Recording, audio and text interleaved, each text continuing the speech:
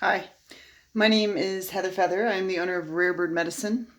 Today's topic is beauty comes of all things. And this sentence came to me through TV. TV has value? What? I know. I'm surprised as well. So there's a new TV show that I started watching this past week. Just, weeding through all of the abject violence and horror that TV has become. I've been watching TV for years now through my Xbox and putting DVDs in it. And so that's been my source of TV is the DVDs I own, like Labyrinth, Neverending Story, Secret of NIMH, Dark Crystal, all that stuff. That to me was like, oh, this is really interesting, different programming, the type of programming you grew up with when you were born in 75, around that timeline. And then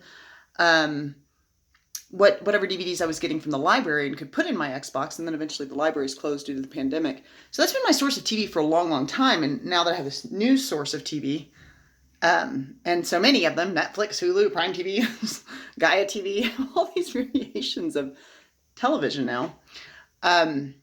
I find, not as much on Gaia, but I find on like Netflix and Hulu, it can be very challenging to find something I enjoy watching.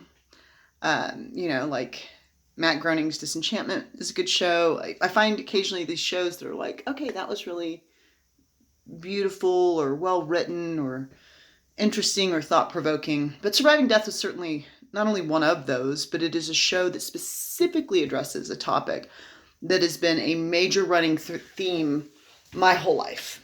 Death is my greatest teacher. I often say I'm married to Hades.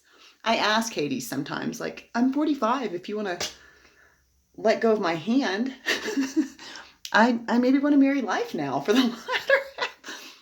Thank you. It's been real. Love you. Love death. Love death so much. What a beautiful teacher. And there are certainly times when I've been learning from my beloved husband, Death, my sweet, sweet Hades down here, that I have had moments in which I could not see the beauty in what I was being given. How is it beautiful for my best friend to die? How is it beautiful for so many lovers of mine to die? How is it beautiful for my mom and dad to die? How is that beautiful? Especially my mom. She's like, it's like having Demeter as a mother, like most sacred harvest giver of golden grain, Persephone maker, high priestess maker. I just couldn't see. How can it be beautiful that my sacred Nana died? She was my favorite, my full-blooded Sicilian great-grandmother was my favorite two-legged down here when I was a Tino 90 baby. She was the first dead body I got to see around the age of 3, maybe 4. And I've had many moments with death where I was just like, this is not beautiful, actually. This is not beautiful. I mean, dead bodies can be really beautiful, but they really do have this quality of like, wow, that's a shell. Every time that's the thought I have. That's just a shell of what was there. So beauty comes of all things. So my life is not the hardest life. I have to remind myself all the time. It's not the worst life you can have. However, death and sexual assault have been my teachers since I was an infant. And I have had a large range of experiences in those two topics, as well as car accidents. Wrecked into a brick wall. I have wrecked into a median. A lot of my accidents have happened from hydroplaning. I might need someone to teach me to drive in the rain. Now I just try to avoid that because clearly don't have that life skill.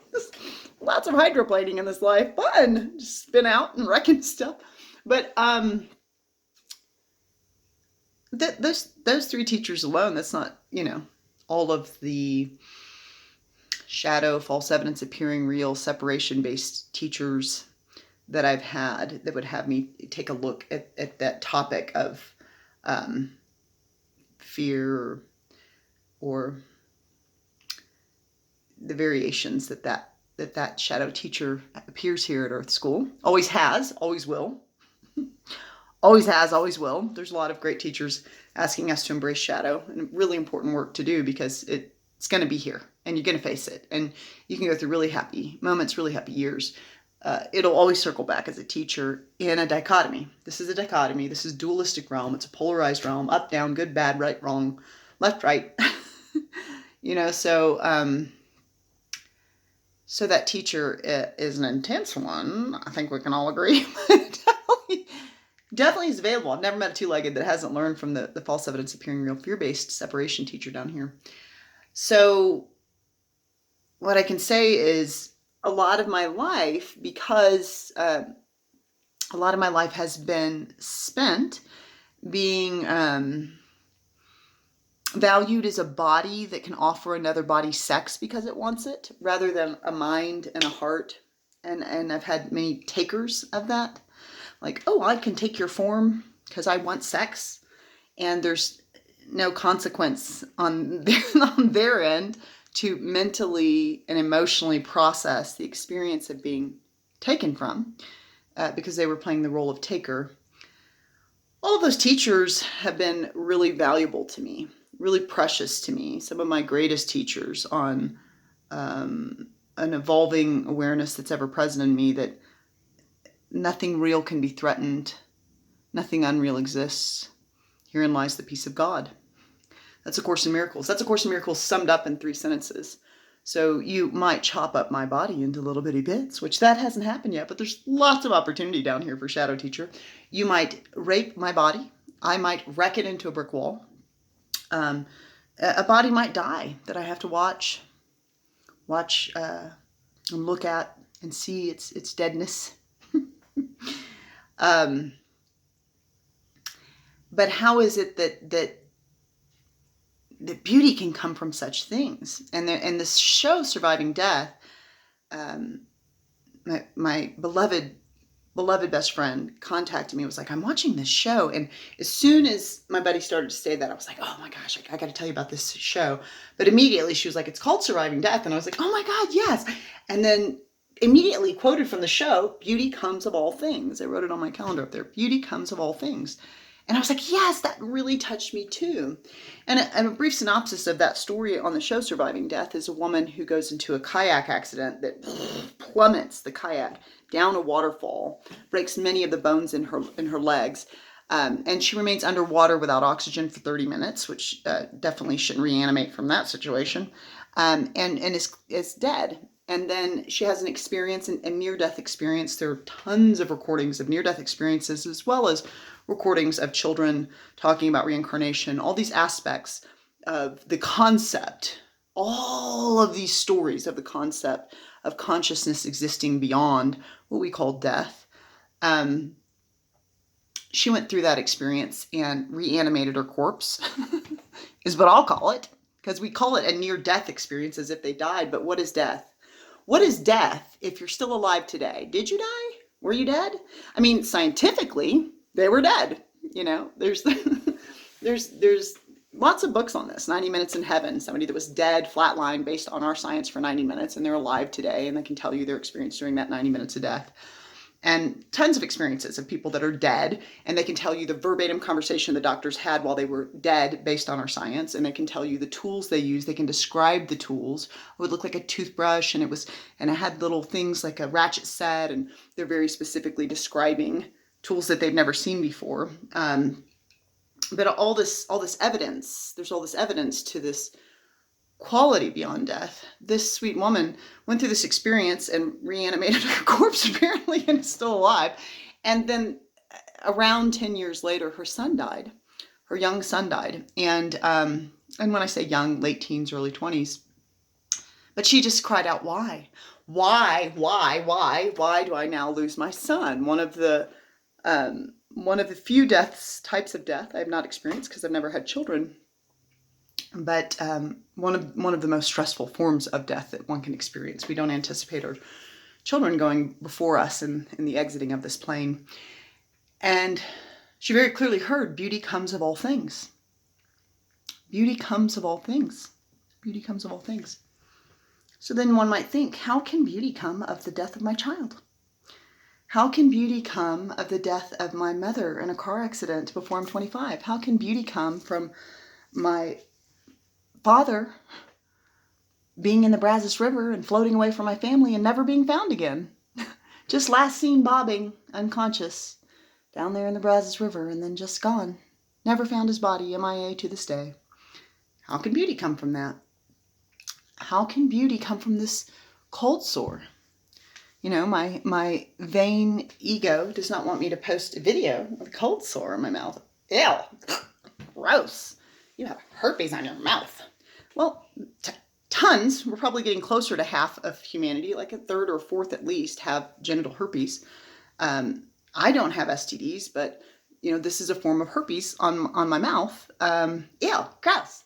Oh, it's not beautiful. It's so gross. Ew, don't show that. Don't make a video while it's happening. My ego wants to say. So my ego is not my boss. My ego's not my boss. So I like to take over and go, actually, let's just get a video out there real quick while this is on my face. Perfect. How does beauty come from all this death? How does beauty come from it? There's been a lot of ways it served me. All the death I've had to witness, I've been able to bury things for people throughout my life. I've worked at a school once, and there were lots of sliding glass doors, and birds would often fly into them. And we know I'm the bird lady, rare bird medicine. So I would be able to make a grave and put some flowers and thank the bird for joining us here in the space-time delusion and letting us hear its song and see its beauty and put it to ground.